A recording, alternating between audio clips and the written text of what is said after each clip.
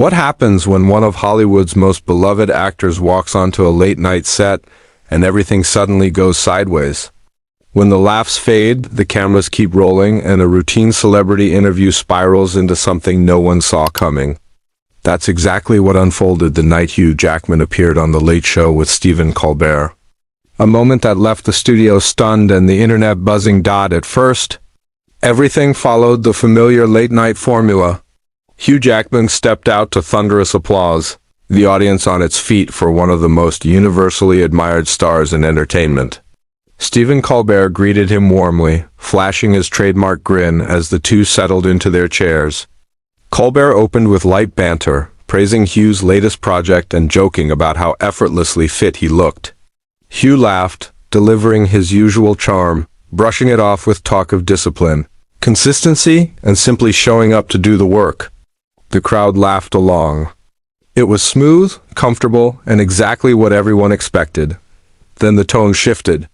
Colbert pivoted from playful compliments to a more pointed question, noting Hugh's relative silence on social media compared to other celebrities.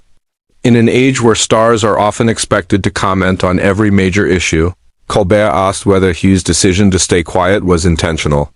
Hugh's smile tightened just enough to notice. He replied calmly that everyone has to choose how to use their platform, and that he preferred to let his work speak for itself. Colbert leaned in, pressing the issue. With millions of followers and enormous influence, didn't Hugh feel a responsibility to speak out when major events were unfolding in the world? The room grew quieter. Hugh shifted in his seat and responded bluntly, pushing back against the idea that celebrities should be treated as moral authorities on complex political and social issues. He reminded Colbert that he was an actor skilled at pretending to be other people, not an expert in geopolitics, economics, or public policy. That answer only fueled the tension. Colbert challenged him again, pointing out that being an actor didn't erase his role as a citizen with opinions and a conscience. Hugh didn't deny having opinions, but his frustration became clear. Not every thought, he argued, needs to be broadcast to millions. He criticized what he described as a culture obsessed with constant hot takes, suggesting that this noise often makes things worse rather than better. The playful energy was gone. Colbert's tone sharpened as he accused Hugh's stance of sounding convenient for someone at the top, implying that staying quiet was a luxury of privilege. Hugh's eyes narrowed. He pushed back firmly, accusing Colbert of twisting his words and drawing a clear line between thoughtful engagement and performative activism. He emphasized the difference between actually doing something meaningful and simply tweeting about it. Colbert laughed, but the laugh carried an edge. He pointed out Hugh's appearances at high-profile charity events and questioned whether those too were performative. The audience was now completely silent. Hugh leaned forward and fired back, stating that raising real money for real causes was not the same as posting symbolic gestures online and calling it activism. The distinction, he said, was obvious. Colbert bristled, suggesting Hugh was dismissing anyone who used social media to advocate for causes as fake. Hugh shook his head, insisting once again that his words were being misrepresented. His stance was clear and unwavering. There is a difference between making noise and making change. He explained that he chooses to support causes through private action rather than public declarations designed to earn praise, but accomplish little. By that point, the clash had moved far beyond late-night banter. The atmosphere was tense, the audience stunned, and what was supposed to be a friendly interview had turned into an uncomfortable ideological standoff, one that neither side seemed willing to back down from. Stephen spread his hands and pushed the point further, asking how anyone could know Hugh was actually doing anything if he never talked about it. He suggested that Hugh's silence might simply be a convenient way to avoid taking a stance on controversial issues. Hugh's tone hardened immediately. He shot back that this was exactly the problem, that activism now only counted if it was publicly performed. According to that logic, if you didn't post about every action online, it was meaningless. Stephen leaned back and replied that silence could be complicity, insisting this wasn't a radical idea. When bad things happen and people suffer, he said, choosing not to speak is still a choice. And that choice sends a message. Asterisk. Hugh gripped the armrests of his chair, clearly agitated. He countered that speaking without thinking also sends a message. Jumping on every trending topic, having opinions on things you don't fully understand, he argued, might say less about genuine concern and more about wanting to be seen as caring. The audience audibly gasped. Stephen's face reddened as he demanded to know whether Hugh was accusing him of being insincere on his own show. Hugh didn't flinch. He said that maybe everyone, including Stephen, needed to be more careful about assuming they understood everything, and more humble about the limits of their knowledge and the true value of their opinions. Asterisk. At that point, Stephen stood up and the audience murmured in confusion. This was not how late-night interviews were supposed to go. Stephen snapped that he had invited Hugh for a conversation, not to be lectured about how he did his job. Hugh rose from his chair as well, firing back that he came to talk about his film, not to be interrogated about his social media habits or accused of being complicit in suffering because he didn't tweet enough. Stephen's voice rose as he reminded Hugh that he was a talk show host and asking questions was literally his job. If Hugh couldn't handle questions deeper than his workout routine, Stephen said, maybe he shouldn't be doing interviews at all. Hugh matched his volume without hesitation, accusing Stephen of trying to trap guests into saying something controversial just so it could be clipped and sent viral. If that was the goal, Hugh said sharply, maybe Stephen shouldn't be trusted with such a massive platform. The audience sat frozen in shock. Stephen pointed toward the stage exit and abruptly declared that they were done. Hugh let out a bitter laugh and agreed before turning and walking off the set. Stephen tried to pivot to a commercial break, but the cameras kept rolling as Hugh continued toward the exit. Asterisk. That's the thing about live television when everything falls apart. Nothing stops recording. Hugh had barely taken 10 steps when Stephen called out after him, telling him to wait. The studio fell into stunned silence as Hugh stopped but didn't turn around. Stephen walked toward him while a producer in the background frantically signaled, unsure whether to cut to commercial. No one moved. This was completely uncharted territory. Stephen told Hugh he didn't get to walk off after insulting him and what he did for a living. Hugh turned slowly, his expression a mix of anger and disappointment, and said he hadn't insulted Stephen, he disagreed with him. He asked pointedly whether disagreement was no longer allowed. Asterisk. Stephen stepped closer and accused Hugh of calling him performative and implying that he cared more about appearing compassionate than actually being compassionate. That, Stephen said, wasn't disagreement, it was a personal attack. Hugh responded by spreading his hands and reminding Stephen that he had accused Hugh of being complicit in suffering, suggesting that keeping his private life private made him part of the problem. Hugh asked how that wasn't a personal attack as well. The studio was completely silent now. Some audience members discreetly raised their phones, sensing they were witnessing something that would be replayed and analyzed online for weeks. Stephen and Hugh stood face to face at center stage, neither willing to back down. Stephen lowered his voice, making it somehow even more intense. He said he asked hard questions and that if those questions made Hugh uncomfortable, maybe Hugh needed to examine why. Hugh let out a harsh laugh and said he knew exactly why he was uncomfortable. This wasn't journalism, he argued. It wasn't about hard questions.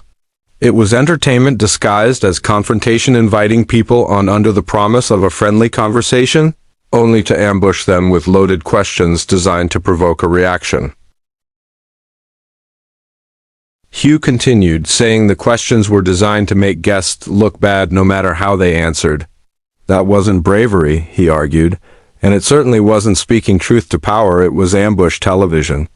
Stephen's face flushed even deeper as he fired back, insisting he had been clear from the start. They were there to talk about Hugh's career, his projects, and yes, his perspective on current events, just like with every other guest. Hugh knew what he had signed up for. Hugh shook his head and pushed back, saying Stephen hadn't asked about current events at all.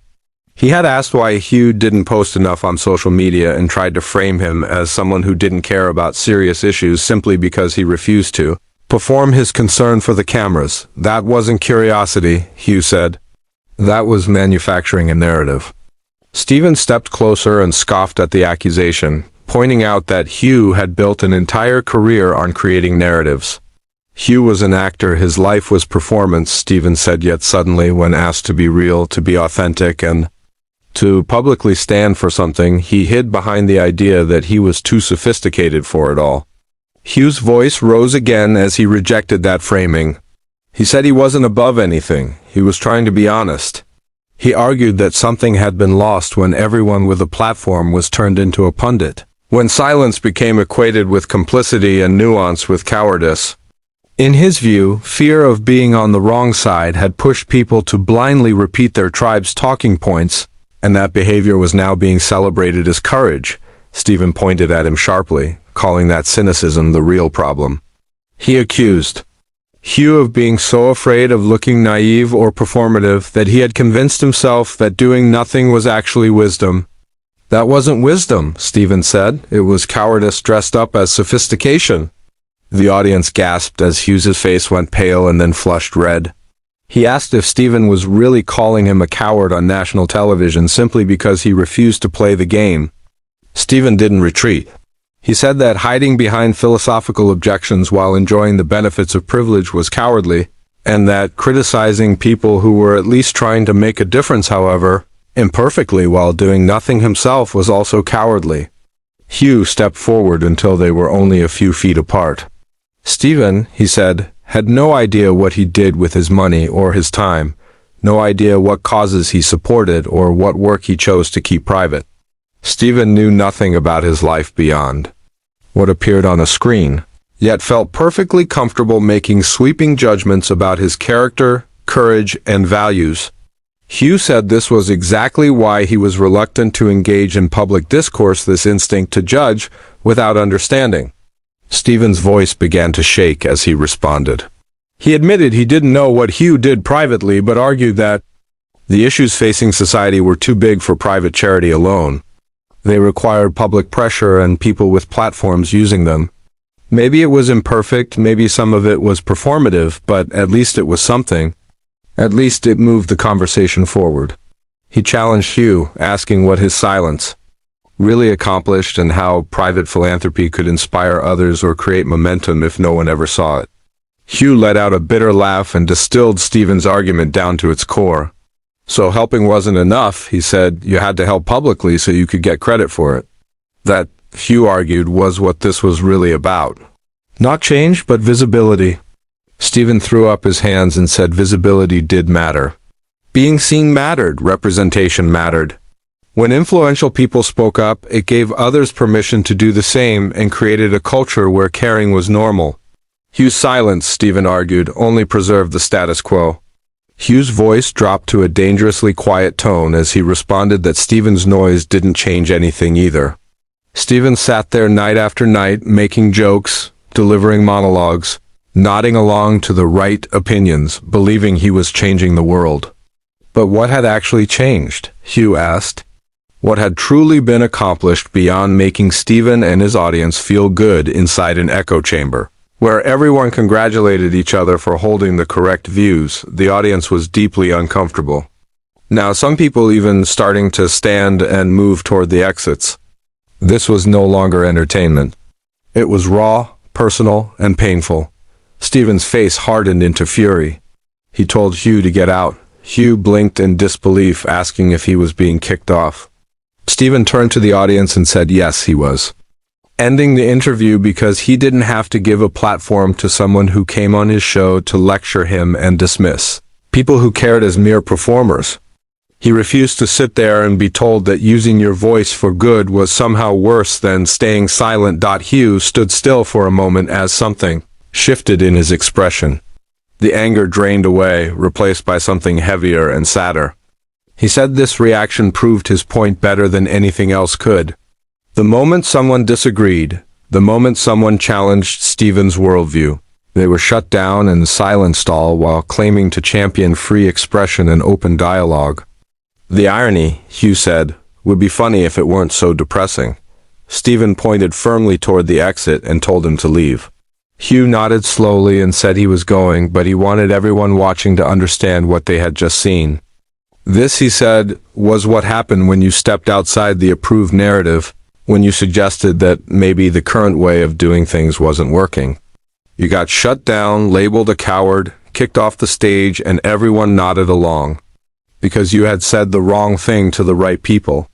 Stephen's voice shook with anger as he snapped that Hugh wasn't a martyr, just another privileged actor unwilling to deal with the reality of standing for something, and warned him to leave before security stepped in. Hugh didn't move. He stood there, and the tension shifted. This was no longer just an argument, it was a clash of worldviews. Quietly, Hugh said the saddest part was that they likely agreed on more than they disagreed on, but couldn't even discuss how to get there because Stephen believed there was only one acceptable way to care.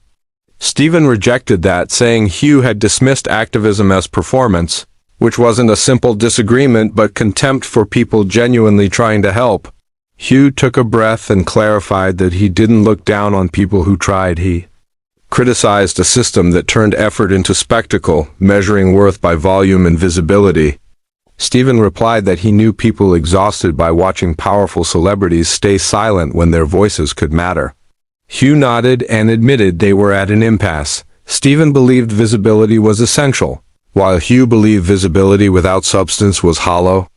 Stephen crossed his arms and said Hugh didn't get to make him the villain for asking hard questions. Hugh responded that neither of them was the villain. They were two fortunate people arguing philosophy, while real suffering continued elsewhere. And the drama itself showed how disconnected the conversation had become. When Stephen accused him of dodging responsibility, Hugh said asking loaded questions and ejecting guests for resisting them wasn't journalism, it was theater. Stephen countered that everything was theater, and at least he was honest about it. Hugh replied that Stephen was angry because he wouldn't deliver the soundbite he wanted. Stephen said he hated cynicism disguised as intelligence and resented being made to feel foolish for caring. Hugh softened and said he never doubted Stephen's sincerity. They simply disagreed on whether his approach helped or harmed. Stephen argued that restraint looked like indifference to those suffering. Hugh fired back that knee-jerk reactions looked like fear of social media backlash. They pointed at each other, neither yielding, until Stephen finally said he was done and told Hugh to leave.